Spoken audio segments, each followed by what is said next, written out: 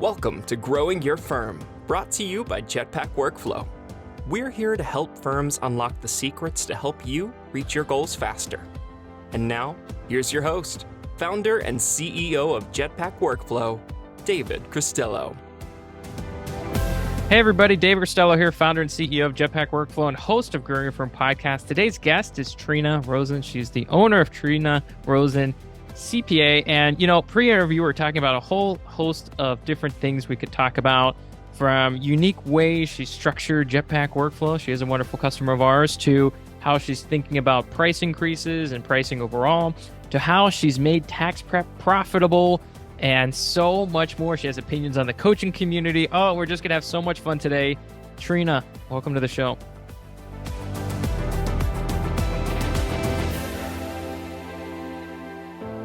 Thank you, David. Nice to be here with you and nice to be here with the listeners. I'm super excited. We're going to have a lot of fun and sometimes we'll laugh a lot. Sorry. That's okay. Laughing's allowed. We can do that on a podcast. So for folks not familiar with your firm, tell us a little bit before we dive into some of these topics. What kind of clients do you have? What's the typical profile? And what do you typically provide for them? Okay. I'm a solo practitioner in South Pasadena, California, which is part of LA County, probably like 10 miles east of downtown LA. I am a solo practitioner, meaning I am the only CPA. I have one full-time employee and one part-time employee. We're a general practice and we have a specialty as well.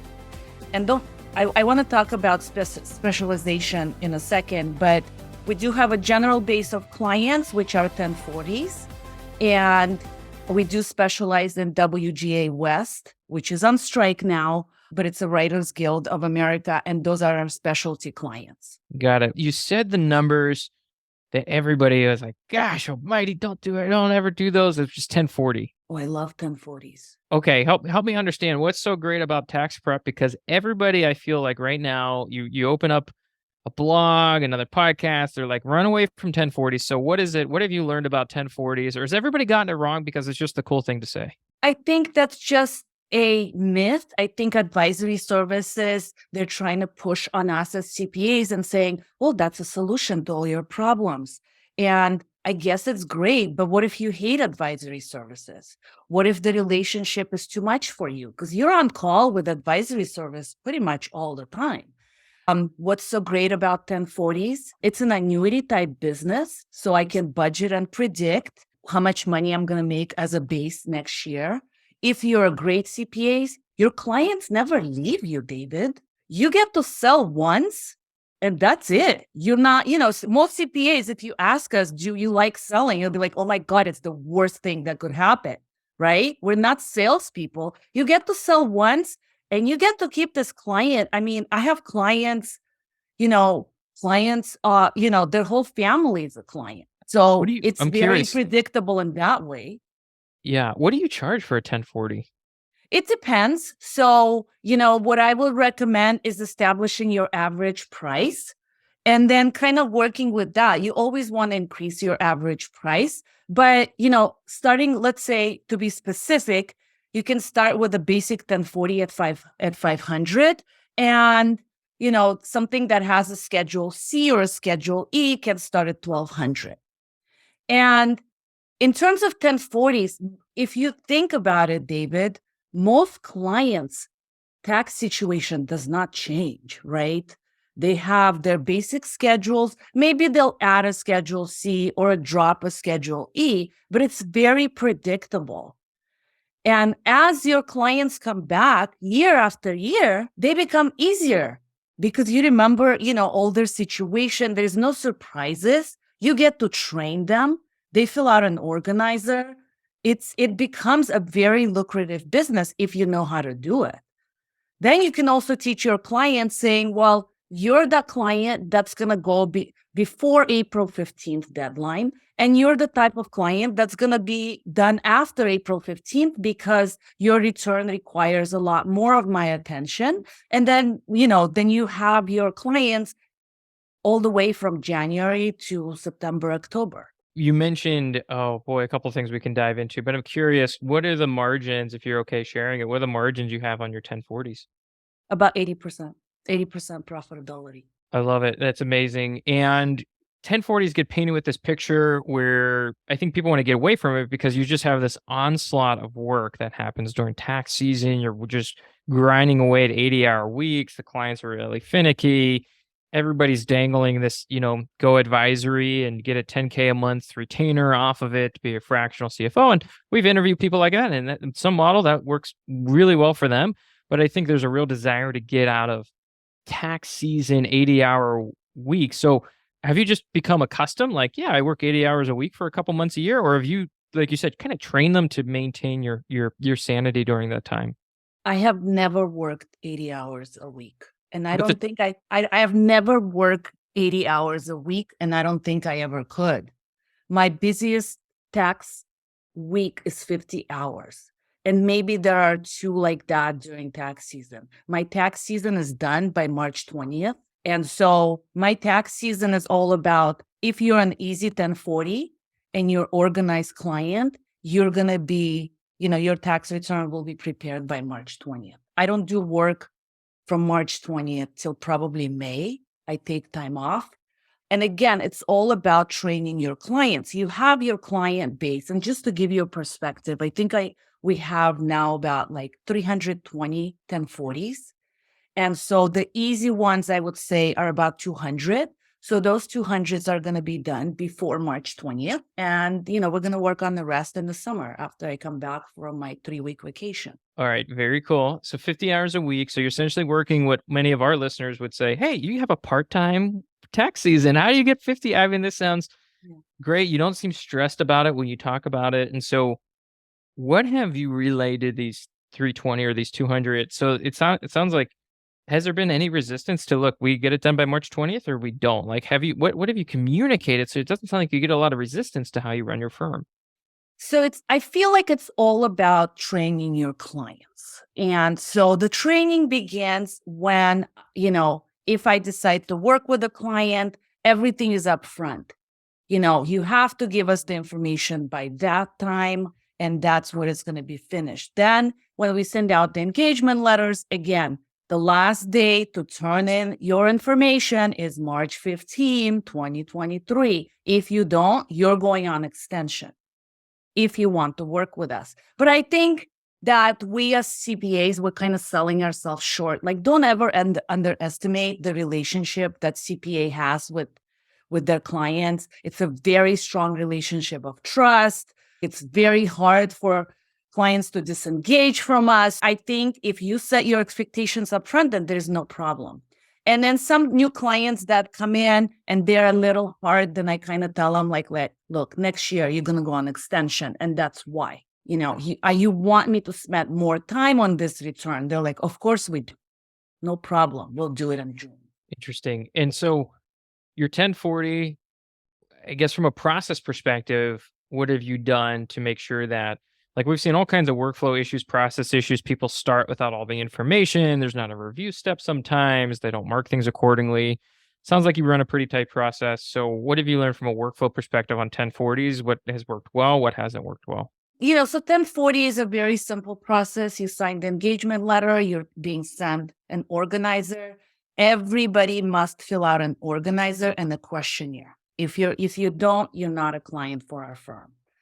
Then I have a super office admin manager, and she's in charge of collecting all the information. If the file isn't complete, it never makes it to my desk. Is that a full-time or part-time person? It's a full-time person. So I think at the least, all CPAs need a superstar office manager because you don't want to be assembling or doing any type of that paperwork. Can you help us understand, for somebody who hasn't hired that superstar, maybe they have one right now and they're not feeling great about it, or they're thinking about hiring in the future, what makes this person a superstar, and what can be extracted from a listener who's trying to find their own superstar office manager? So my superstar doesn't come from accounting or even office background. She comes from retail, and her strong ability is she's super organized, but she's super excited to answer clients' emails. It's like, as soon as the email comes in, she's just on it. And that's her strong suit. I hate email. I will not answer email for a long time, but her ability to service a client and pretty much set reminders and send them information, request information. Like that's what she loves to do. And that's very important in the firm. Somebody that's not going to drop the ball on requesting client info, because I will. And most CPAs will. We hate doing that. Yeah. So somebody that feels like they're used to putting I'll call it being very reactive in their workload. And boy, if you work retail and you're working with the general public, oh, you get hammered all the time. People, weird returns, strange requests, problems that weren't really your problem that they're saying is your problem. So that's a way to pull out that personality type, it sounds like. Somebody that's really customer service oriented. So somebody, from retail or any type of call center, those could be superstars because they love, that's what they do. It's client service. I love it. I love it. By the way, you mentioned something really cool earlier. You said that, you go on this 3-week vacation. How much vacation you taking in a given year? Is it 3 weeks? Is 5? What total? Because it sounds like you really set up a pretty nice firm that you have a lot of energy behind. So I took 2 to 3 weeks off, sometimes 4 weeks after the tax season. So I don't come back to work till like second week of May. And I will take probably 2 weeks off in October, right after October 15th deadline. And another cool thing about my firm, we don't work Fridays starting end of March. And so my superstar and my part-time person, nobody ever works on Fridays. So we our published hours on Google is Monday through Thursday. So clients already know.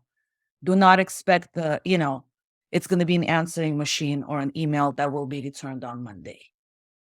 Outside of your 1040s, that's all super interesting, which makes me think, outside of your 1040s, what is your monthly work that you typically then take on? Like, and what's the lion's share of the monthly client work that you do?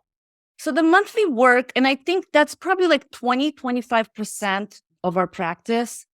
It's advisory services, and it's also bookkeeping and payroll. So now I'm at the point in my practice where I'm not going to take on 1120 or 1120S unless we do bookkeeping and payroll. Because it's just, I don't want to sign a return that I don't know how good the numbers are on the business side.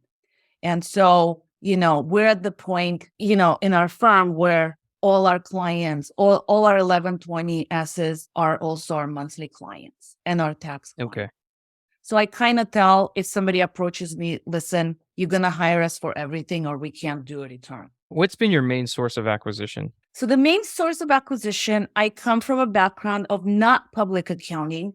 I used to work private accounting. I used to be director of accounting at CBS Studios here in LA. So in order to start my practice, of course, I had clients here and there like all of us do. But in order for me to supplement my corporate income, I had to acquire. So I acquired a smaller solo practitioner here in LA, and it was great. It was, we had a good rapport. We connected in so many ways, and he was a mentor as well, but it wasn't enough for me to have my superstar admin or have any type of employees. So within 18 months, I acquired another firm. So I had 2 acquisitions within 18 months, and that allowed me, to hire an employee at least. Okay. Very cool. So a couple things to unpack. Let's go with the acquisitions. So the first acquisition was kind of to jumpstart your journey going full time as being a firm owner. And it was a mentor of yours. How did you finance that one? And then we'll kind of get into the second one. Okay, so financing when you first start out is hard. So nobody's going to finance you because SBA wants to see, at least I don't know what they want to see now, but at that time they wanted to see 3 years or 2 years of Schedule C, of strong Schedule C performance, which I did not have. So I refinanced my house. And I put 50% down, and then he carried a note for 2 years. That's how so my first acquisition was obviously very small but it got you in the game. It got me in the game. And then the second acquisition, I already had 2 years of Schedule C. They asked the previous seller for his Schedule Cs, and that's when I was able to get a conventional loan, 10-year loan with Bank of the West. And, that was a much bigger practice, and it was a straight up loan. I didn't have to put anything out of pocket. And what were the attributes? What made the second one an attractive acquisition target for you? It was closer to my home. So that was very important geographically. It's like within 2 miles of where I live. And I wanted that. I wanted local clients because I wanted to open a local office where my admin could be full time. And then the average per return was very, very high compared to my first acquisition in terms of pricing. And he had 3 employees, which I thought, oh my God, he's already has employees built in. And that's what made it attractive. It didn't work out. I just kept one employee. The other employee quit as soon as he found out because he already had another job lined up, and another employee I had to fire. So, there's good and bad. There's good and bad with every acquisition. Well, correct me if I'm wrong, but if you acquired a firm with 3 and you're currently at yourself in 1.5, I mean, did you just make yourself dramatically more profitable through your structure or through your systems? Like, Exactly. or do you still Exactly. do you feel like you need to backfill No, those hires? no. I mean, if I would hire somebody, they wouldn't have anything to do. Like it was mostly through system. So yeah, that's interesting. So what do you have in place that the firm you acquired, number 2, didn't have in place that allows you to operate at essentially 50% the staff?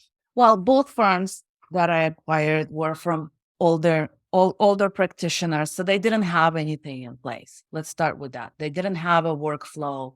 They didn't have electronic storage. They were not remote. So all of that I did from scratch. Okay, interesting. Was it hard to transition? And I guess the staff, one retained, the other 2 didn't. Was it hard to transition clients into a more cloud-centric universe, or were they kind of ready for it, or how did that work? It was very hard. So when you acquire a firm, you don't want to make a lot of changes. Okay. Yeah. You don't want to make a Don't lot of changes. don't break what you buy. Yeah, because the clients are now in this mourning period where they're like, oh my God, but I loved my CPA and he retired. And who the hell are you? And Don't raise my prices. I feel like that's the number one client concern. Don't raise my prices. And you're like, I'm stuck with you and and you're young. You even know what you're doing, all of that. So it's like, yeah. it's very emotionally, and you have to meet with most of them. Yeah. They wanted to see like, who is this person that's going to do my tax returns? Is she any good? Is she like some kind of baby? Like what's going on? So it was really hard. Did you have a lot of client attrition in that first year post-acquisition? So the first practice that I bought, it was so important to me not to have anybody leave me because it was like a personal, it was just like, it would be just such a violation if somebody left me. So I retained 95% of the first acquisition. Second acquisition, it was probably 70. It was not as important to me. So if they didn't want to stay with me, that was fine. And how did you bake in that, knowing your mindset had shifted, did that change the way you structured the deal terms or the acquisition price, knowing like, look, I don't know if I'm going to get 95% retained again, but I'm buying it based off of the billings of 100%. So how did you think about the deal structure to maybe protect yourself against that? So the deal structure, it's not very flexible because, selling and buying CPA firms still very lucrative business. Again, because it's an annuity type business. So our deal was, 15%. If we don't retain 15%, then,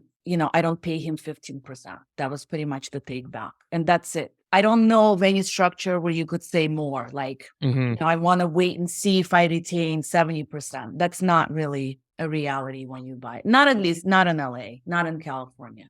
It's a pretty standard. They give you 15% plus or minus. But then if you bill more than 15% of your 100 base, then you have to split your profits with them. So. Interesting. Okay. Did you retain the prior owners? Were they in some sort of earnout, or was it like kind of a small transition period, couple months, and they left, or how did that work? So because I was naive the first time, so I thought, okay, I'm going to have the previous CPA sit in with me on all the client meetings, and I want him present, and that's going to give me comfort. And he goes, okay, that's fine. I'll sit in with you, the first tax season. And after that, I'll be available to you if you want me. And he goes, if you're not going to be able to do the work. I'll also sell my services. I'll do the work and you'll pay me like 30% of everything you bill on that client, something like that.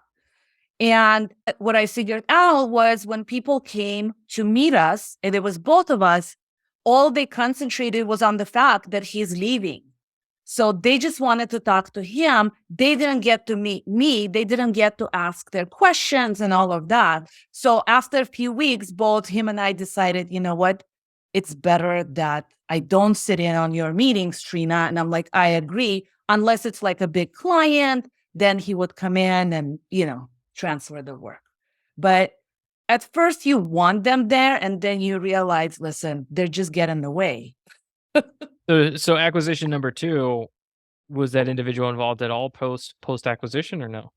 He was not. And one of the reasons that he was not, he was terminally ill. I didn't know about it, but it's not like I needed him. You know what I mean? He wasn't available because of his health struggles, but I also did not need him because I already knew how to handle client, transition. Okay. You jump around a little bit, and only because you teased me pre-interview that you had some cool implementations of Jetpack. So if somebody's listening, it's like, oh my gosh, I don't want to talk tech, don't want to talk Jetpack. Okay, whatever. Fast forward a couple minutes here while we have some fun in the world of tech. But I'm curious, what have you done? And look, if you're listening, you can rinse, repeat this probably to whatever tool you're using. But I'm curious, you kind of mentioned this pre-interview. I didn't ask any additional questions. I wanted to save it for this one. So what have you done from a technology workflow perspective that you found to be impactful or unique? So Jetpack. Okay, so we didn't start with Jetpack. I want to say we started, I can't even remember Arrow. I think it was Arrow. And we didn't like Arrow because it didn't give me what I need. Number one thing that I wanted from my workflow is that I wanted my staff to bill inside Jetpack. That's what I needed. I didn't want them logging into my QuickBooks Online and keeping their timesheets there. So because Jetpack gave me that ability to bill and keep track in Jetpack, so I loved it. So we switched, I want to say in 2018. I don't know, I have to check my notes. And one thing that worked for us is keeping the naming and the amount of workflows down. So you don't want to have everything as a workflow. Less is more. And so we have one workflow for 1040, one workflow for 1120S and stuff like that. So we don't want to have a huge library of workflows. Like we want just our standard workflows. If we need to modify something per client, then we can. But our standard library is very short. Fun way of me using workflow. So you are in the tax season and it's, stressful. It's a lot coming at you. And some clients misbehave and they violate some of your boundaries. So I have a job called chopping block. Okay. So if a client misbehaves, I put them on the chopping block. And I do it during tax season in February or March, because when I'm in May and I come back from my vacation, then I feel sorry for them and I'm not as upset. Once they get on the chopping block, there is no way for them to get off of it. That means that the super admin already created a disengagement letter. It's been signed. It's going out in May. So that's one funny way. Chopping block and it's color coordinated. And when I log into my Jetpack, it's on my dashboard. So what's an example of what a client would need to do to get on the chopping block? They're not happy about the price. They complain about the price, which almost never happens anymore because I train my clients. They have asked a lot of questions and they were super unorganized. What do I mean by super unorganized? Their tax return has been prepared, issued, and they said, oh my God, but I have this one more piece of paper. That can get them on a chopping block. Okay, very cool. And it must feel, frankly, just so fun in the middle of tax season, because like you said, let's put them in there so I don't forget what a nightmare they are. Because yes, back to my earlier statement, you go through tax season next year and you forget, time passes. We all want to give, second, third, 9, 22 chances. We're so worried about letting clients go. But this forces you to remember, no, they were a pain and they destroyed my sanity, exactly. As being part of this practice. And what happens when your sanity goes? Your firm starts to go.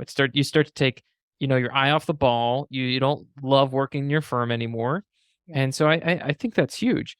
couple final questions as we wrap up here. What's next for your firm? Are you going to continue down the M&A route? I will not do an M&A. I think M&A is a great strategy for the beginners. I think specialization is a luxury that's afforded to firms that have the base. So I'm just in kind of specialization type of mode where I will not accept any new client unless they're WGA West.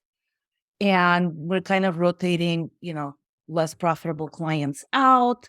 I also do private coaching for CPAs that are sole practitioners to kind of show them, listen, you don't have to leave the profession.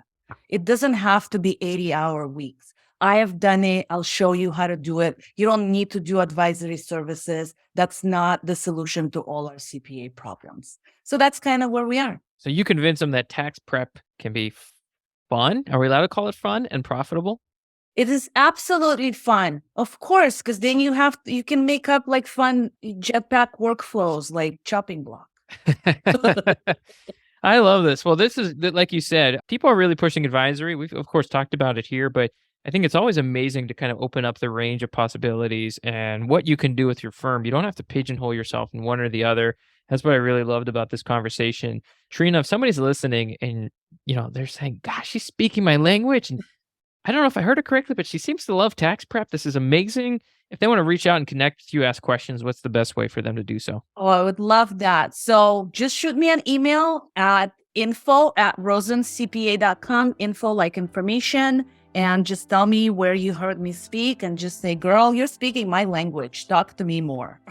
All right. You even gave them the subject line. I love it. If you couldn't jot down all the notes from today's interview, check out jetpackworkflow.com/blog. That's jetpackworkflow.com/blog. We'll do a full write-up of everything we talked up.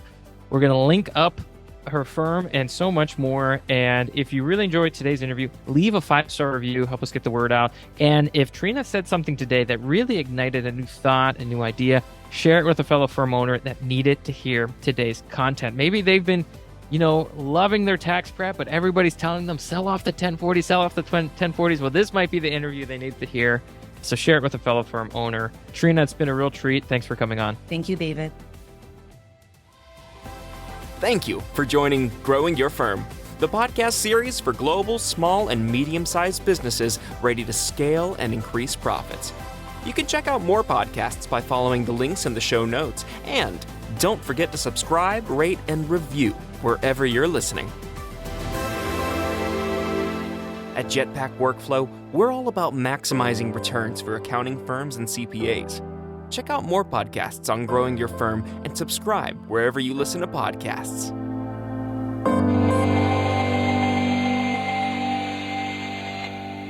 I put them on the chopping block.